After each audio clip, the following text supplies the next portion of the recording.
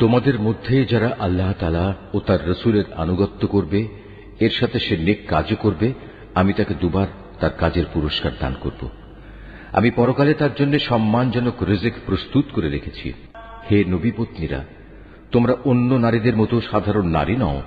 যদি তোমরা সত্যিই আল্লাহ তাআলাকে ভয় করো, তাহলে অন্য পুরুষদের সাথে কথা বলার সময় কোমলতা অবলম্বন করো না।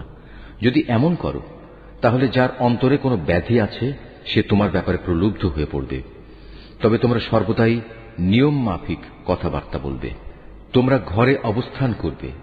পূর্বেকার জাহেলিয়াতের জামানার মতো নিজেদের প্রদর্শনী করে বেড়াবে না।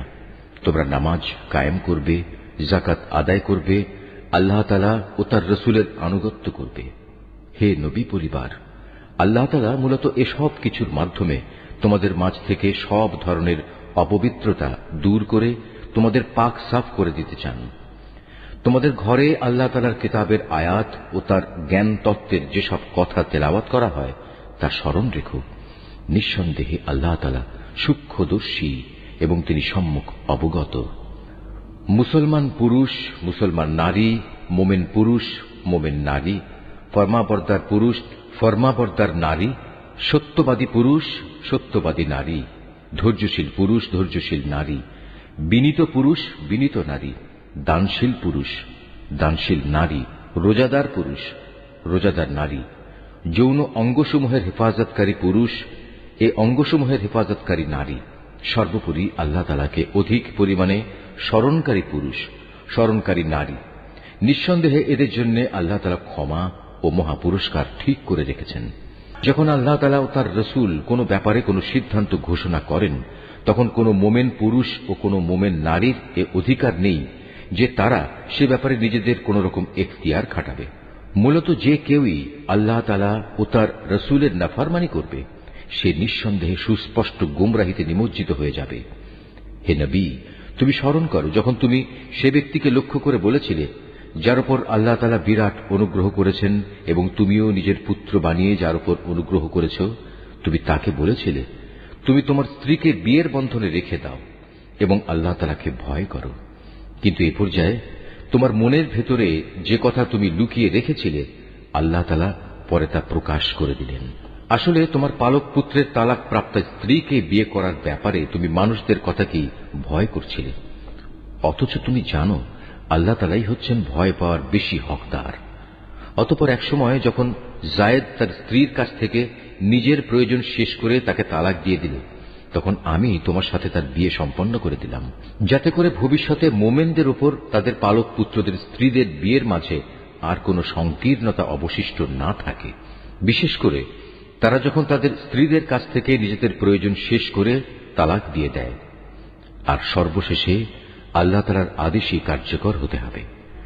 আল্লাহ তাআলা নবীর জন্য যে ফয়সালা করে দিয়েছেন সে ব্যাপারে নবীর উপর কোনো বিধি নিষেধ নেই।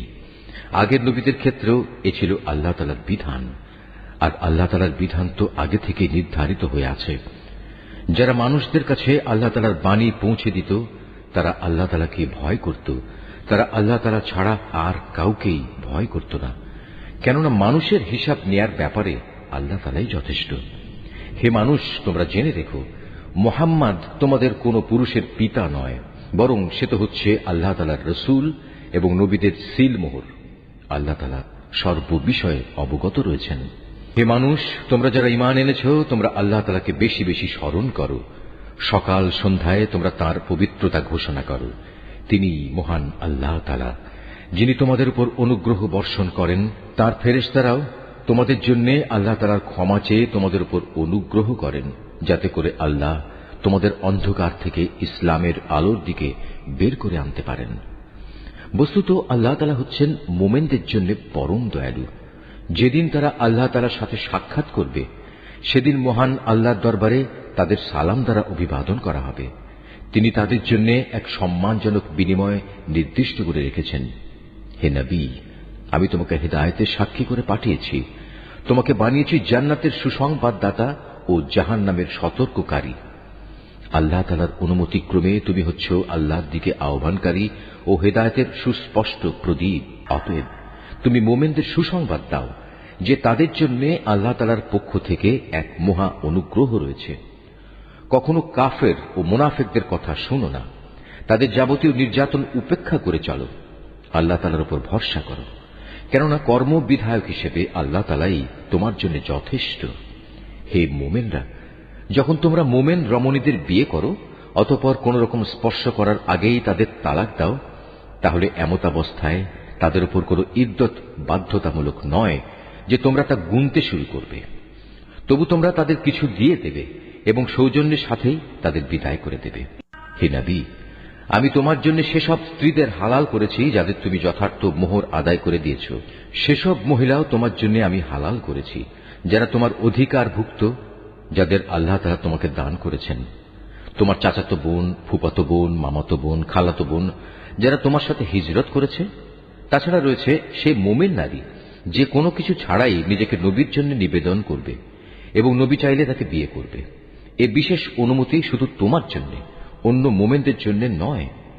সাধারণ মোমেনদের স্ত্রী ও অধিকারভুক্ত দাসীদের ব্যাপারে আমি তাদের উপর যে বিধি বিধান নির্ধারণ করেছি তা অবশ্য আমি ভালো করেই জানি।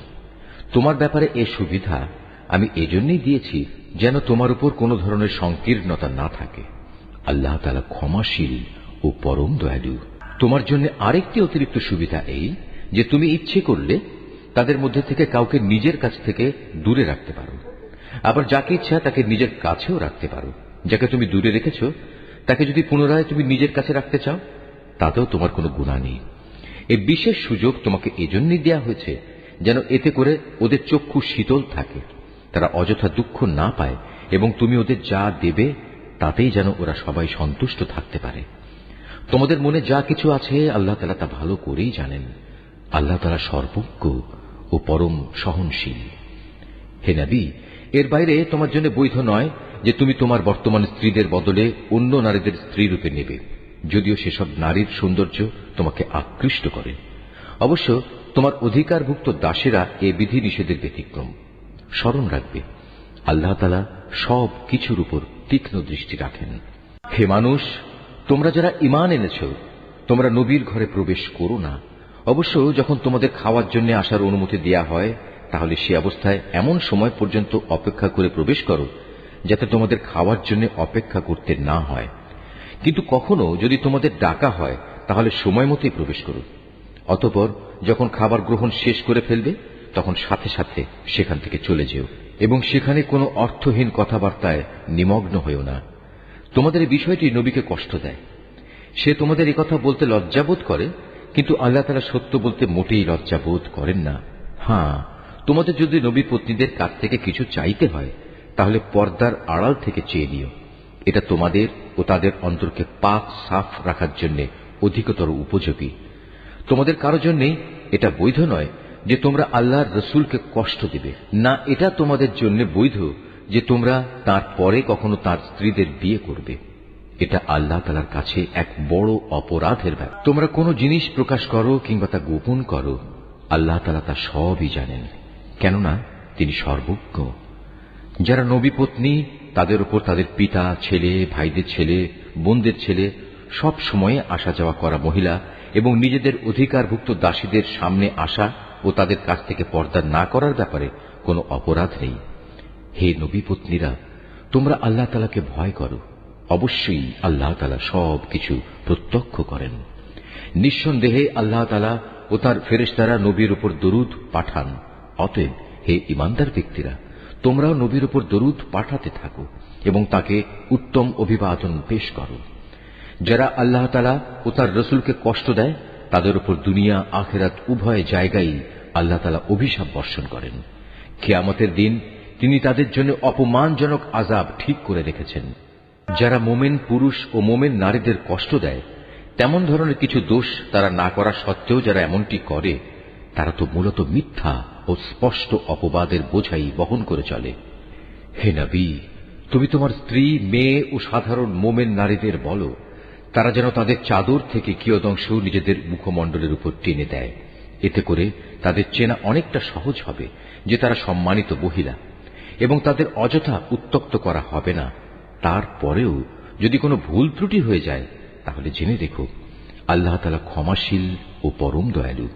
মুনাফিক দল, তাদের সাথে যাদের অন্তরে কুফরির ব্যাধি রয়েছে, ও যারা নগরে বন্দরে তোমার বিরুদ্ধে গুজব রটনা করে বেড়ায়, তারা যদি তাদের নোংরা কার্যকলাপ থেকে বিরত না হয়, তাহলে হে নবী, আমি নিশ্চয়ই তোমাকে তাদের উপর প্রবল করে বসিয়ে দেব। অতঃপর এরা সেখানে তোমার প্রতিবেশী হিসেবে সামান্য সংখ্যক ব্যক্তি থাকতে পারবে। এরপরেও এখানে যারা থেকে যাবে তারা থাকবে অভিশপ্ত হয়ে।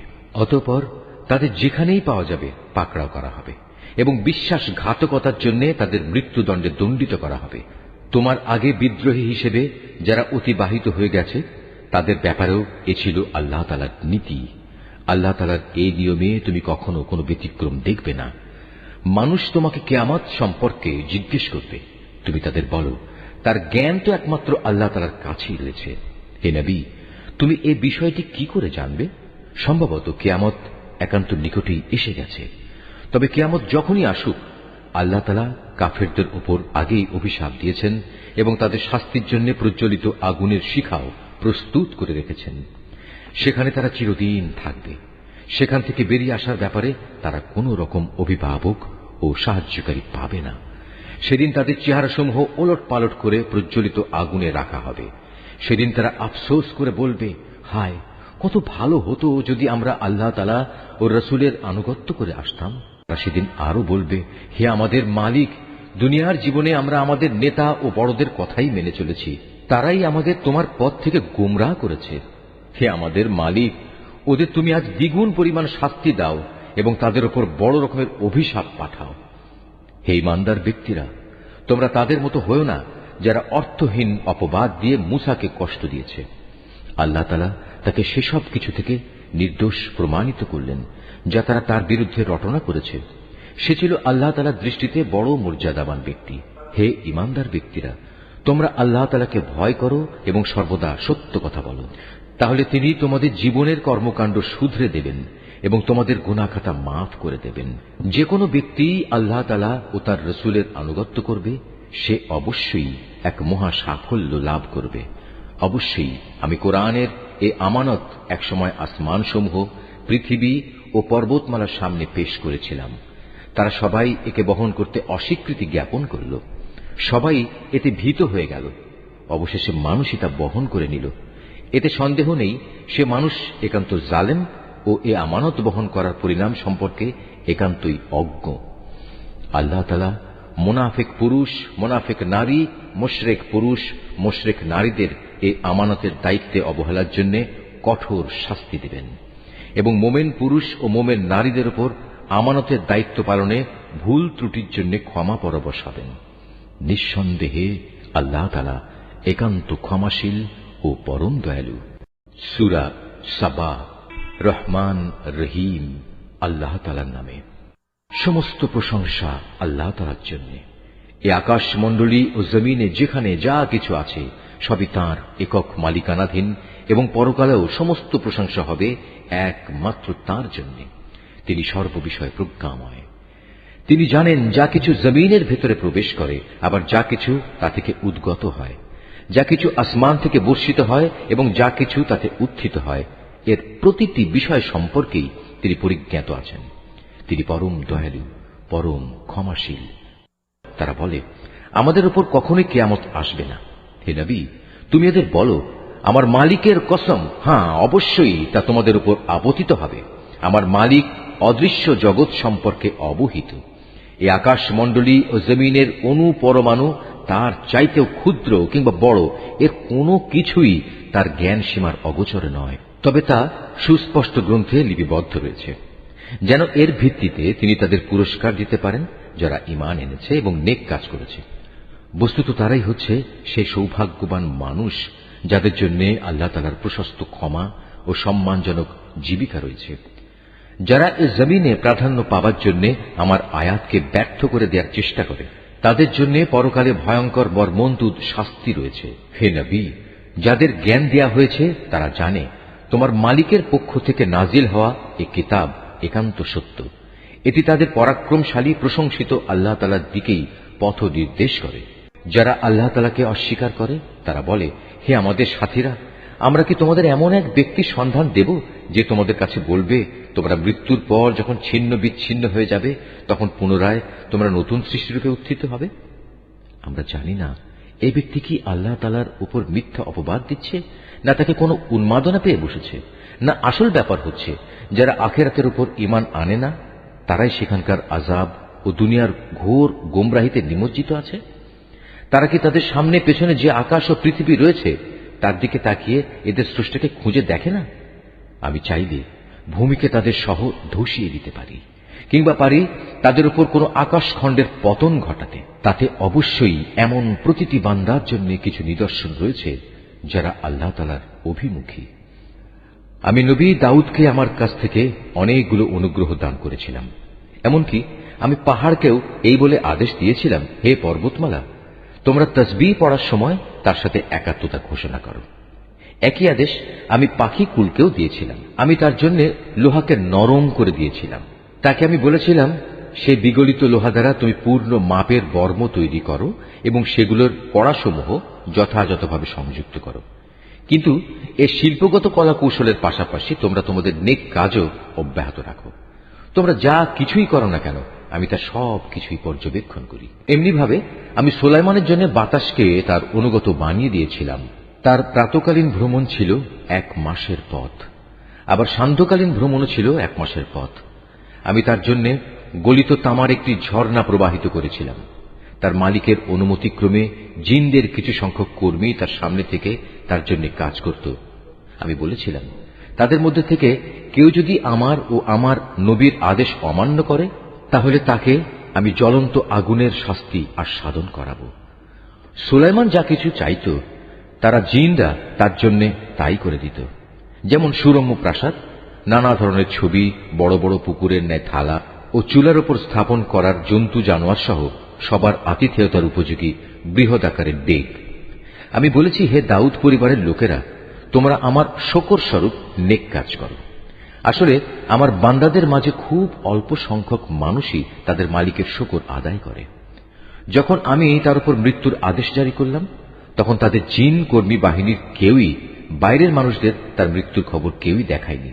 দেখিয়েছে কেবল একটি ক্ষুদ্র মাটির পোকা, যা তখনও তার লাঠিটি খেয়ে যাচ্ছিল।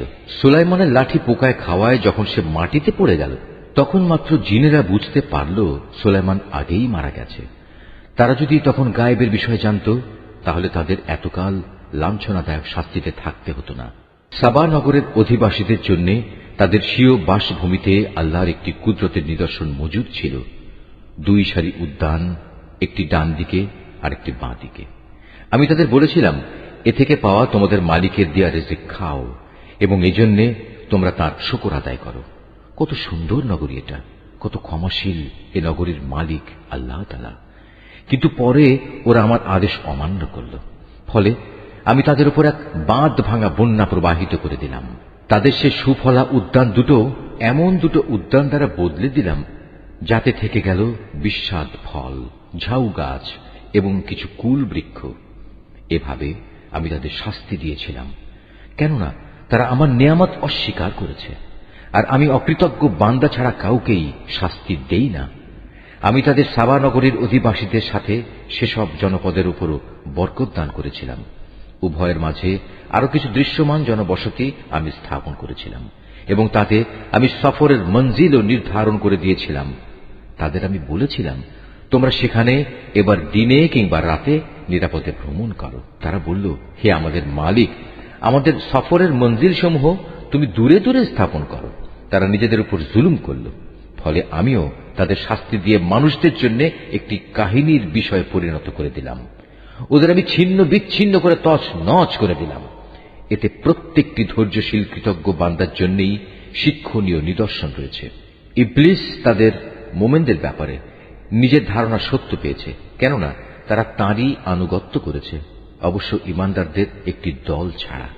অথচ তাদের উপর শয়তানের তো কোন রকম আধিপত্য ছিল না। আসলে ঘটনাটি ছিল, আমি জানতে চেয়েছিলাম তোমাদের মাঝে কে আখিরাতের উপর ঈমান আনে আর কে সে ব্যাপারে সন্দিহান। তোমার মালিক তো সব কিছুর উপরই নিগাহবান।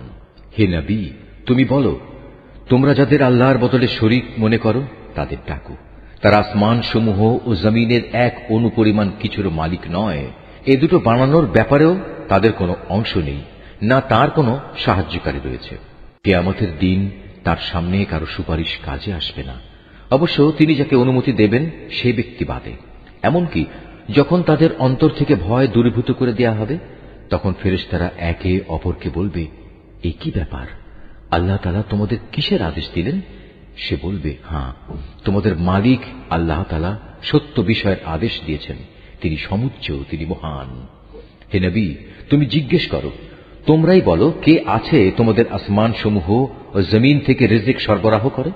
তুমি বলো, আল্লাহ তাআলা।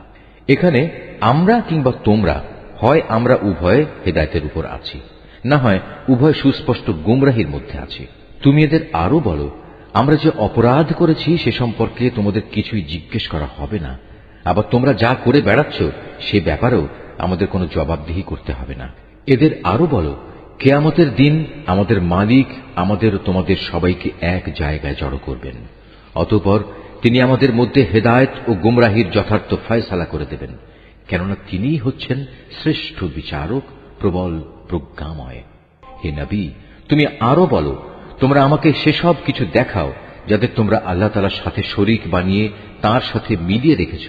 জেনে রেখো, তার কোনো শরীক নেই, তিনি পরাক্রমশালী, তিনি কুশলী। হে নবী, আমি তোমাকে সমগ্র মানব জাতির জন্য জান্নাতের সুসংবাদ দাতা ও জাহান্নামের সতর্ককারী রূপে পাঠিয়েছি, কিন্তু অধিকাংশ মানুষই তা জানে না। তারা বলে, হে মুসলমানরা, যদি তোমরা সত্যবাদী হও তাহলে বলো, তোমাদের এ ওয়াদা কবে বাস্তবায়িত হবে? হে নবী, তুমি এদের বলো, তোমাদের জন্য যে দিনের ওয়াদা করা হয়েছে তোমরা তার থেকে এক মুহূর্ত যেমনি পিছিয়ে থাকতে পারবে না, তেমনি তোমরা এক মুহূর্ত এগিয়েও আসতে পারবে না। কাফেররা বলে, আমরা কোনোদিনই এ কোরআনের উপর ঈমান আনব না এবং আগের কিতাবগুলোর উপরও ঈমান আনব না। হে নবী, সেই ভয়াবহ দৃশ্য যদি তুমি দেখতে পেতে, যখন জালেমদের তাদের মালিকের সামনে দাঁড় করানো হবে, তখন তারা একজন আরেকজনের উপর কথা চাপাতে থাকবে। যাদের পদানত করে রাখা হয়েছিল তারা এ প্রাধান্য বিস্তারকারীদের বলবে, যদি তোমরা সেদিন না থাকতে তাহলে অবশ্যই আমরা মোমেন থাকতাম। এ কথার জবাবে এ অহংকারী লোকেরা যাদের দাবিয়ে রাখা হয়েছিল তাদের বলবে, আমরা কি তোমাদের হেদায়েতের পথে না চলার জন্য বাধ্য করেছিলাম? বিশেষ করে যখন হেদায়েত তোমাদের কাছে পৌঁছে গিয়েছিল, আসলে তোমরা নিজেরাই ছিলে নাফরমান। যাদের পদানত করে রাখা হয়েছিল, এবার তারা অহংকারী নেতাদের বলবে, জবরদস্তি না হলেও তোমাদের রাত দিনের চক্রান্ত নাফরমানি করতে আমাদের বাধ্য করেছিল। বিশেষ করে যখন তোমরা আমাদের আদেশ দিতে যেন আমরা আল্লাহ তাআলাকে অস্বীকার করি এবং অন্যদের তার সমকক্ষ দাঁড় করাই। এভাবে একে অপরকে অভিযুক্ত করতে করতে যখন তারা তাদের চোখের সামনেই আযাব দেখতে পাবে, তখন তারা মনে মনে ভীষণ অনুতাপ করতে থাকবে। সেদিন যারা অস্বীকার করেছে আমি তাদের গলদেশে শেকল পরিয়ে দেব। তুমিই বলো, স্বীয়কৃত কর্মের জন্য এদের এর চাইতে ভালো কোনো বিনিময়কে দেওয়া যেত? কখনো এমন হয়নি। আমি কোন জনপদে জাহান্নামে সতর্ককারী রূপে কোন নবী পাঠিয়েছি, অথচ তাদের বিত্তশালী লোকেরা একথা বলেনি, তোমাদের যে পয়গাম দিয়ে পাঠানো হয়েছে আমরা তা অস্বীকার করি। তারা আরো বলেছে, আমরা এ দুনিয়ায় ধনে জনে তোমাদের চাইতে সমৃদ্ধশালী এবং পরকালে আমাদের কখনই আযাব দেয়া হবে না। হে নবী, তুমি বলো, আমার মালিক যাকে ইচ্ছা করেন তার রিজিক প্রশস্ত করে দেন, যাকে ইচ্ছা সংকুচিত করে দেন, কিন্তু অধিকাংশ মানুষই এটা বোঝে না। হে মানুষ, তোমাদের ধন সম্পদ, তোমাদের সন্তান সন্ততি এমন কোনো বিষয় নয় যে এগুলো তোমাদের আমার নৈকট্য লাভ করতে সহায়ক হবে। তবে যে ব্যক্তি ঈমান এনেছে এবং সে অনুযায়ী নেক কাজ করেছে, সে এ নৈকট্য লাভ করতে পারবে। এ ধরনের লোকদের জন্যই কিয়ামতে দ্বিগুণ পুরস্কারের ব্যবস্থা রয়েছে। তারা জান্নাতের সুরম্য বালাখানায় নিরাপদে অবস্থান করবে, কেননা তারা নেক আমল করেছে। যারা আমার আয়াতকে নানা কৌশলে ব্যর্থ করে দিতে চেয়েছে তারা হামেশাই আযাবে পড়ে থাকবে। হে নবী, তুমি বলো, আমার মালিক তার বান্দাদের মাঝে যার প্রতি ইচ্ছা করেন তার রিজিক বাড়িয়ে দেন, আবার যার প্রতি ইচ্ছা তার জন্য তা সংকুচিত করে দেন। তোমরা যা কিছু আল্লাহর পথে খরচ করবে তিনি তোমাদের অবশ্যই তার প্রতিদান দেবেন, কেননা তিনিই হচ্ছেন সর্বোত্তম রিজিক দাতা। যেদিন তিনি এদের সকলকে হাসরের ময়দানে একত্রিত করবেন, অতঃপর ফেরেশতাদের উদ্দেশ্য করে তিনি বলবেন, এ মানুষরা কি দুনিয়াতে শুধু তোমাদের ইবাদত করত? ফেরেশতারা বলবে, হে আমাদের মালিক, তুমি মহান, তাদের বদলে তুমি আমাদের অভিভাবক। ওরা তো বরং জিনদের ইবাদত করত এবং এদের অধিকাংশ তাদের উপর বিশ্বাসও করত। আজ তোমাদের একে অন্যের উপকার কিংবা অপকার কোনো কিছুই করার ক্ষমতা নেই। জালেমদের আমি আরো বলবো, যে আগুনের আযাব তোমরা অস্বীকার করতে, আজ তারই মজা উপভোগ করো। যখন এদের কাছে আমার সুস্পষ্ট আয়াতসমূহ তেলাওয়াত করা হয়, তখন তারা বলে, এ ব্যক্তি আমাদের মতো একজন মানুষ বই কিছু নয়। তোমাদের পূর্বপুরুষরা যাদের ইবাদত করত, তা থেকে সে তোমাদের ফিরিয়ে রাখতে চায়। এবং কোরআন সম্পর্কে তারা বলতো, এটা তো মন গড়া মিথ্যা ছাড়া আর কিছুই নয়।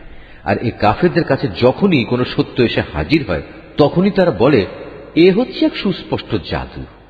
অথচ আমি এদের কখনো কোনো আসমানি কিতাব দেইনি যা তারা পড়াতে পারে, না আমি তোমার আগে এদের জন্য অন্য কোনো সতর্ককারী পাঠিয়েছি। এদের আগের লোকেরাও নবীদের মিথ্যা প্রতিপন্ন করেছিল, অথচ আমি তাদের যা কিছু দান করেছিলাম তার 1/10 পর্যন্ত এরা পৌঁছতে পারেনি। অতঃপর যখন তারা আমার নবীদের অস্বীকার করেছে, তখন তুমিও দেখেছ আমার আযাব কত ভয়ঙ্কর ছিল। হে নবী, তুমি এদের বলো, এসো, আমি তোমাদের শুধু একটি কথাই উপদেশ দিচ্ছি, তা হচ্ছে তোমরা আল্লাহ তাআলার জন্যই সত্যের উপর দাঁড়িয়ে যাও, দুজন করে, দুজন না হলে একা একা। অতঃপর ভালো করে চিন্তা করে দেখো, তোমাদের সাথী মুহাম্মদ কোন রকম পাগল নয়। সে তো হচ্ছে তোমাদের জন্য আসন্ন ভয়াবহ আযাবের একজন সতর্ককারী মাত্র। হে নবী, তুমি বলো, আমি তোমাদের কাছ থেকে কোনো পারিশ্রমিক দাবি করিনি, অতএব তা তো তোমাদের কাছেই রয়ে গেছে। যা আদায় করা তোমাদের জন্য একান্ত অপরিহার্য। আমার পাওনা তো আল্লাহ তাআলার কাছেই, তিনি প্রতিটি বিষয়ের উপরই সাক্ষী। তুমি আরো বলো, আমার মালিক সত্য দিয়ে বাতিলকে চূর্ণ বিচূর্ণ করেন, যাবতীয় অদৃশ্য বিষয়ে তিনি পরিজ্ঞাত। তুমি বলো, সত্য এসে গেছে, বাতিল নির্মূল হয়ে গেছে। এর না সূচনা হবে আর না হবে পুনরাবৃত্তি। হে নবী, এদের বলে দাও, আমি যদি সত্য পথ থেকে বিচ্যুত হয়ে যাই, তাহলে আমার এই বিচ্যুতির পরিণাম আমার উপরই বর্তাবে। আর যদি আমি হেদায়েতের উপর থাকি, তবে তা শুধু এজন্যে যে আল্লাহ তাআলা সব কিছু শোনেন এবং সবার একান্ত নিকটে অবস্থান করছেন। হে নবী, যদি তুমি সেদিনটি দেখতে পেতে যখন এরা ভীত বিহ্বল হয়ে ঘুরতে থাকবে এবং তাদের জন্য পালানোর পথ থাকবে না এবং একান্ত নিকট থেকে তাদের পাকড়াও করা হবে, এ সময় তারা বলতে থাকবে, হ্যাঁ, আমরা তার উপর ঈমান আনলাম, কিন্তু এখন এত দূর থেকে ঈমানের নাগাল তারা কিভাবে পাবে? অথচ এরাই ইতিপূর্বে তাকে অস্বীকার করেছে, দূর থেকে ভালো করে না দেখে অনুমানের ভিত্তিতেই কথা বলেছে। আজ তাদের মাঝে ও জান্নাত সম্পর্কিত তাদের কামনা বাসনার মাঝে একটি অপ্রতিরোধ্য দেয়াল দাঁড় করিয়ে দেয়া হবে, যেমনি করা হয়েছিল তাদের পূর্ববর্তী মুশরিক সাথীদের বেলায়। মূলত ওরা সবাই বিভ্রান্তিকর সন্দেহে সন্দিহান ছিল। সূরা ফাতর। রহমান রহিম আল্লাহ তাআলার নামে। সব তারিফ আল্লাহ তাআলার জন্য, যিনি আসমান সমূহ ও জমিনের সৃষ্টিকর্তা, যিনি স্বীয় বাণী বাহক ফেরেশতাদের সৃষ্টিকর্তা, যারা 2 2, 3 3 ও 4 4 পাখা বিশিষ্ট শক্তির প্রতীক। তিনি চাইলে এ সৃষ্টির মাঝে তাদের ক্ষমতা আরো বাড়িয়ে দিতে পারেন। অবশ্যই আল্লাহ তাআলা সব বিষয়ের উপর সর্বময় ক্ষমতার মালিক। তিনি মানুষের জন্য কোনো অনুগ্রহের পথ খুলতে চাইলে কেউই তার সে পথ রোধকারী নেই। আবার তিনি যা কিছু বন্ধ করে রাখেন, তারপর তা কেউই তার জন্য পুনরায় পাঠাতে পারে না। তিনি মহাপরাক্রমশালী, প্রবল প্রজ্ঞাময়। হে মানুষ, তোমরা তোমাদের উপর আল্লাহ তাআলার নিয়ামত সমূহের কথা স্মরণ করো। আল্লাহ তাআলা ছাড়া কি তোমাদের আর কোন স্রষ্টা আছে যে তোমাদের আসমান ও জমিন থেকে রিজিক সরবরাহ করে? তিনি ছাড়া তোমাদের আর কোনই মাবুদ নেই। তারপরেও তোমরা কোথায় কোথায় ঠোকর খাচ্ছ? হে নবী, যদি এরা তোমাকে মিথ্যা প্রতিপন্ন করে, তাহলে উদ্বিগ্ন হয়ো না, কেননা তোমার আগেও নবীদের এভাবে মিথ্যা প্রতিপন্ন করা হয়েছিল, আর সবকিছু তো আল্লাহ তাআলার কাছেই প্রত্যাবর্তিত হবে। হে মানুষ, আখিরাত সম্পর্কিত আল্লাহ তাআলার ওয়াদা অবশ্যই সত্য। সুতরাং দুনিয়ার এ জীবন যেন তোমাদের কোনো দিনই প্রতারিত করতে না পারে। কোন প্রতারক যেন তোমাদের আল্লাহ তাআলা সম্পর্কে কখনো ধোঁকায় ফেলতে না পারে, সে বিষয়ে বিশেষ সতর্ক থাকবে। শয়তান হচ্ছে তোমাদের শত্রু, অতএব তোমরা তাকে শত্রু হিসেবেই গ্রহণ করো। সে তার দলবলদের এজন্যই আহ্বান করে যেন তারা তার আনুগত্য করে জাহান্নামের বাসিন্দা হয়ে যেতে পারে। যারা আল্লাহ তাআলাকে অস্বীকার করে তাদের জন্য এক কঠিন শাস্তি রয়েছে।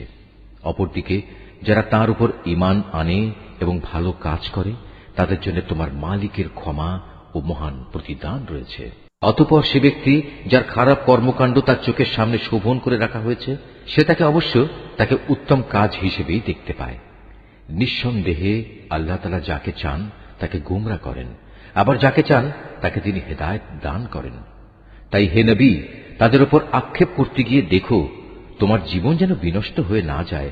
তুমি ধৈর্য ধারণ করো, কেননা ওরা যা কিছু করছে আল্লাহ তাআলা তা ভালো করেই জানেন। আল্লাহ তাআলাই সেই মহান সত্তা যিনি তোমাদের জন্য বায়ু প্রেরণ করেন, অতঃপর তা মেঘমালাকে উড়িয়ে নিয়ে যায়। পরে তা আমি এক নির্জীব ভূখণ্ডের দিকে নিয়ে যাই।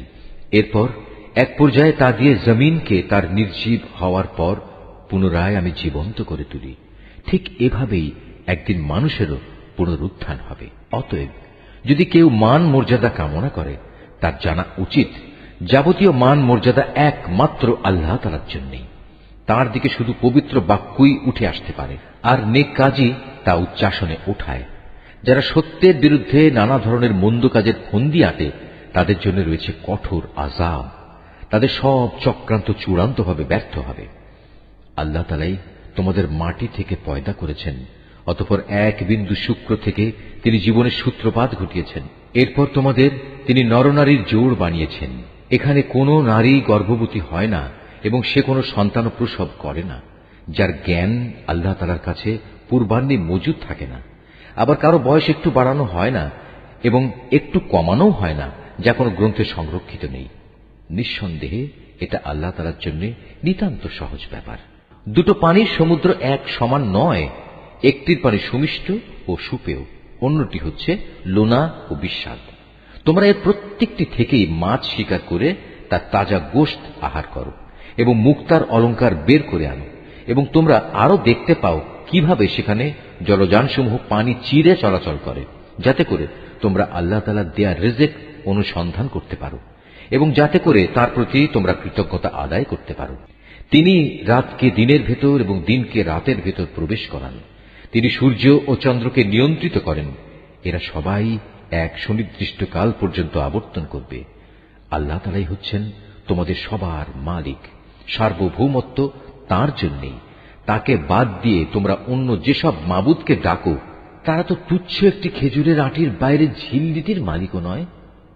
যদি তোমরা তাদের ডাকো, প্রথমত তারা তো শুনবেই না।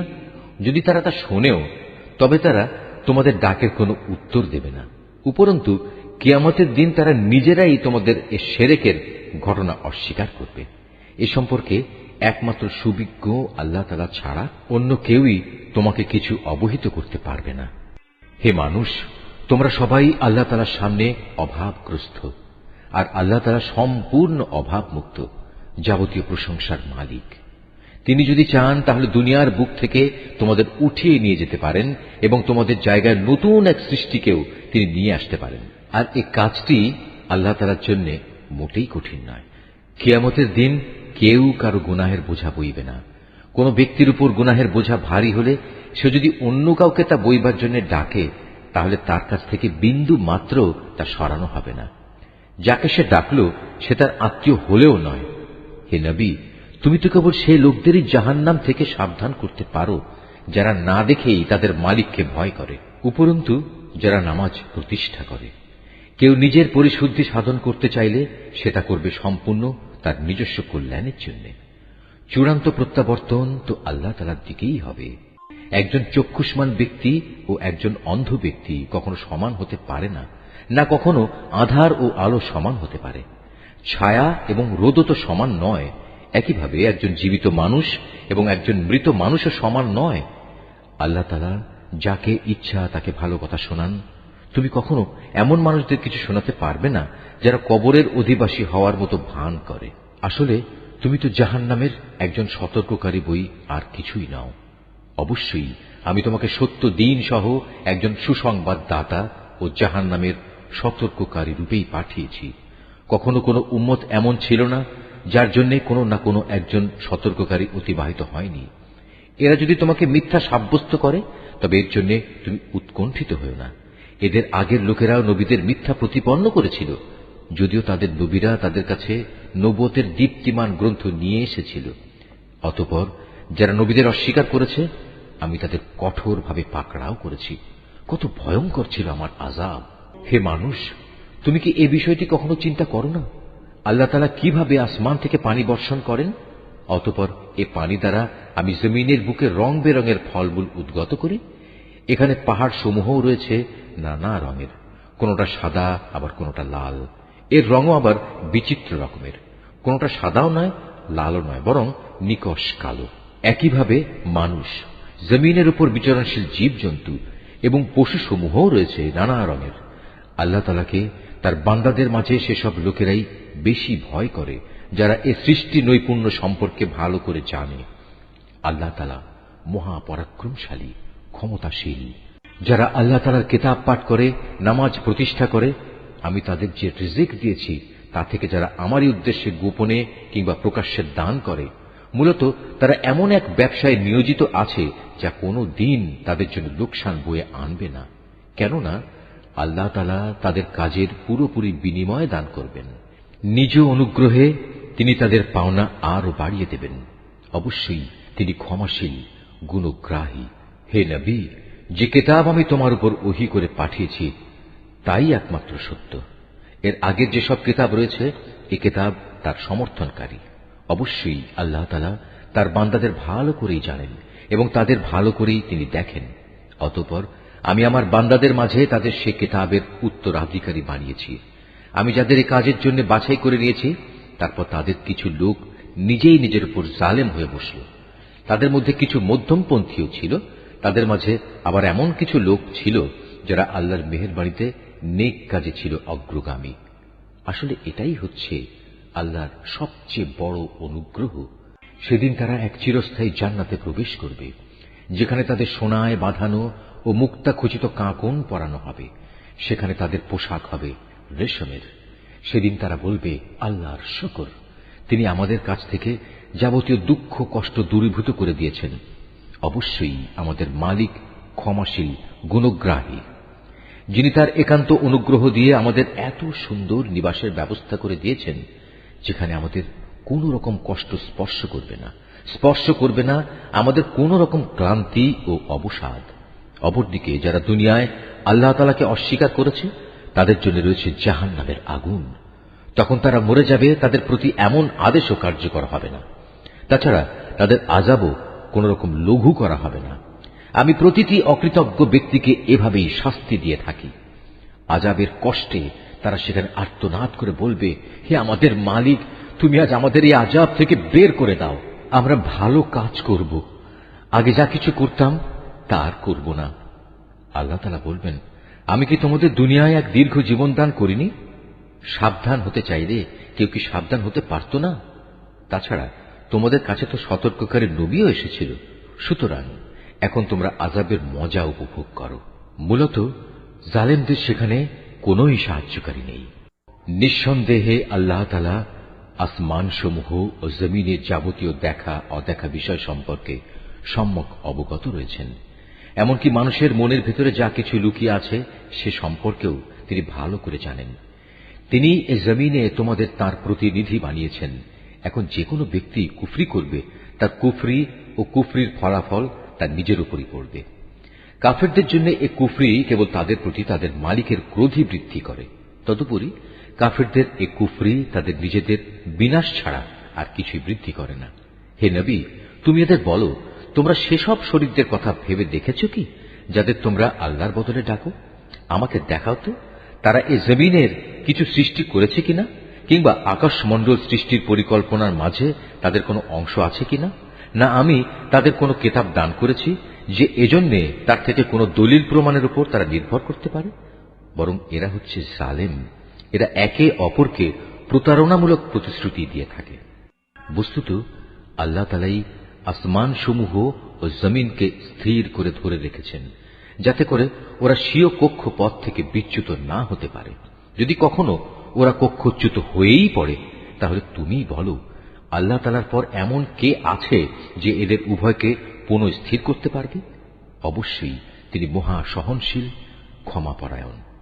এরাই একসময় সুদৃঢ় কসম করে বলতো, যদি তাদের কাছে আল্লাহ তাআলার কাছ থেকে কোনো সতর্ককারী নবী আসে, তাহলে তারা অন্য সকল জাতি অপেক্ষা তার প্রতি অধিকতর আনুগত্যশীল হবে। অতঃপর সত্যিই যখন তাদের কাছে সতর্ককারী নবী এলো, তখন দেখা গেল তার আগমন এদের সত্য বিমুখতাই শুধু বাড়িয়ে দিল। বৃদ্ধি পেল আল্লাহর জমিনে এদের অহংকার প্রকাশ ও তাতে কুটিল ষড়যন্ত্র। কুটিল ষড়যন্ত্র জাল অবশ্য ষড়যন্ত্রকারী ছাড়া অন্য কাউকে স্পর্শ করে না। তবে কি তারা অতীতে ষড়যন্ত্রকারীদের সাথে যা কিছু ঘটেছে এখনো তেমন ধরনের কিছু প্রতীক্ষা করছে? তাই যদি হয় তবে শুনে রাখো, তুমি এদের বেলায়ও আল্লাহর বিধানের কোনো পরিবর্তন দেখবে না, না কখনো তুমি এ ব্যাপারে আল্লাহর বিধান নড়াচড়া অবস্থায় দেখতে পাবে। তারা কি জমিনে পরিভ্রমণ করেনি?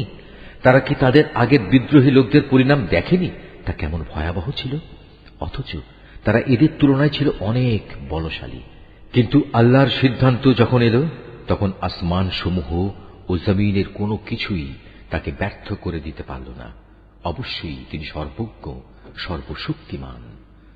আল্লাহ তাআলা মানুষকে তার বিদ্রোহমূলক আচরণের জন্য পাকড়া করতে চাইলে ভূপৃষ্ঠের কোনো একটি জীব জন্তুকেও তিনি রেহাই দিতেন না, কিন্তু তিনি তাদের একটি সুনির্দিষ্ট সময় পর্যন্ত অবকাশ দিয়ে থাকেন। অতঃপর একদিন যখন তাদের নির্দিষ্ট সময় আসবে, তখন তিনি তাদের পাকড়াও করবেন। আল্লাহ তাআলা অবশ্যই তার বান্দাদের যাবতীয় কার্যকলাপ পর্যবেক্ষণ করেন। সূরা ইয়াসিন। রহমান রহিম আল্লাহ তাআলার নামে। ইয়াসিন, এ জ্ঞানগর্ভ কোরআনের শপথ। তুমি অবশ্যই রসূলদের একজন। নিঃসন্দেহে তুমি সরল পথের উপর প্রতিষ্ঠিত রয়েছ। পরাক্রমশালী ও পরম দয়ালু আল্লাহ তাআলার কাছ থেকেই এ কোরআনের অবতরণ, যাতে করে এর মাধ্যমে তুমি এমন একটি জাতির লোকদের সতর্ক করে দিতে পারো যাদের বাপ দাদাদের ঠিক এভাবে সতর্ক করা হয়নি, ফলে তারা গাফেল হয়ে রয়েছে। তাদের অধিকাংশ লোকের উপরই আল্লাহ তাআলার শাস্তি বিধান অবধারিত হয়ে গেছে, তাই তারা কখনো ঈমান আনবে না। আমি ওদের গলদেশ সমূহে মোটা মোটা বেড়ি পরিয়ে দিয়েছি, যা ওদের চিবুক পর্যন্ত ঢেকে দিয়েছে, ফলে তারা ঊর্ধ্বমুখী হয়ে আছে। আমি তাদের সামনে পেছনে জাহেলিয়াতের প্রাচীর দাঁড় করিয়ে দিয়েছি এবং তাদের দৃষ্টি ঢেকে দিয়েছি, ফলে তারা কিছুই দেখতে পায় না। এই অবস্থায় তুমি তাদের আল্লাহর আযাব সম্পর্কে সাবধান করো বা না করো, উভয়টাই তাদের জন্য সমান কথা। তারা কখনোই ঈমান আনবে না। তুমি তো কেবল এমন লোককেই সতর্ক করতে পারো যে আমার উপদেশ মেনে চলে এবং সে অনুযায়ী দয়াময় আল্লাহ তাআলাকে না দেখে ভয় করে। হ্যাঁ, যে আল্লাহ তাআলাকে ভয় করে তাকে তুমি ক্ষমা ও মহা প্রতিদানের সুসংবাদ দান করো। আমি মৃতকে জীবিত করি, যা কিছু তারা নিজেদের কর্মকাণ্ডের চিহ্ন হিসেবে এই পৃথিবীতে ফেলে আসে, সেগুলো সবই আমি যথাযথভাবে লিখে রাখি। প্রতিটি জিনিস আমি একটি সুস্পষ্ট কেতাবে গুণে গুণে সংরক্ষিত করে রেখেছি। হে নবী, এদের কাছে তুমি একটি জনপদের দৃষ্টান্ত পেশ করো, যখন তাদের কাছে আমার পক্ষ থেকে কয়েকজন রসূল এসেছিল। যখন আমি তাদের কাছে 2 জন রসূল পাঠিয়েছি, তখন তারা এদের উভয়কেই অস্বীকার করেছে। এরপর আমি তৃতীয় একজন নবী দিয়ে তাদের সাহায্য করেছিলাম। অতঃপর তারা সবাই তাদের কাছে এসে বলল, আমরা অবশ্যই তোমাদের কাছে রসূল হিসাবে আবির্ভূত হয়েছি। এ কথা শুনে তারা বলল, তোমরা তো দেখছি আমাদের মতো কতিপয় মানুষ ছাড়া আর কিছুই নাও। আসলে দয়াময় আল্লাহ তাআলা আমাদের জন্য কিছুই পাঠাননি, তোমরা অযথাই মিথ্যা কথা বলছ। তারা বলল, আমাদের মালিক একথা ভালো করেই জানেন, আমরা হচ্ছি অবশ্যই তোমাদের কাছে পাঠানো তার কয়েকজন রসূল। তোমাদের কাছে সুস্পষ্ট করে আল্লাহর বাণী পৌঁছে দেওয়া ছাড়া আমাদের আর কোনো দায়িত্ব নেই। তারা বলল, কিন্তু আমরা তো তোমাদেরই আমাদের সব অমঙ্গলের কারণ মনে করি। যদি তোমরা এখন এসব কাজ থেকে ফিরে না আসো, তাহলে আমরা অবশ্যই তোমাদের পাথর মারব। উপরন্তু তোমাদের অবশ্যই আমাদের কাছ থেকে আরো কঠিন শাস্তি স্পর্শ করবে। তারা বলল, তোমাদের দুর্ভাগ্য অকল্যাণ তো তোমাদের সাথেই লেগে আছে। এটা কি তোমাদের কোনো অমঙ্গলের কাজ যে তোমাদের ভালো কাজের কথা স্মরণ করিয়ে দেয়া হচ্ছে? আসলে তোমরা হচ্ছ একটি সীমা লঙ্ঘনকারী জাতি।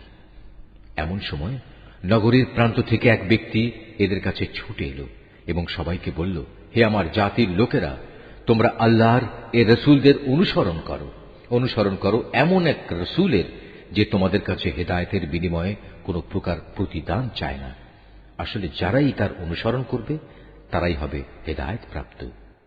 আমার জন্য এমন কি অজুহাত থাকতে পারে যে যিনি স্বয়ং আমাকে পয়দা করেছেন এবং যার দিকে তোমাদের সবাইকে একদিন ফিরে যেতে হবে, আমি তার ইবাদত করব না?